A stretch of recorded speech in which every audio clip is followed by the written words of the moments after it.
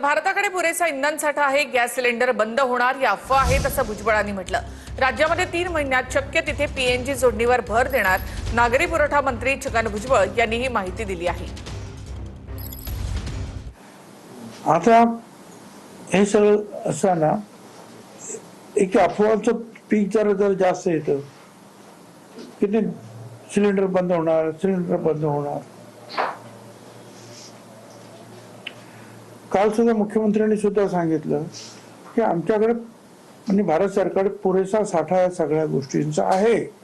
जिथे ह्या पीएनजीची व्यवस्था आहे तिथे 3 महिन्याच्या आत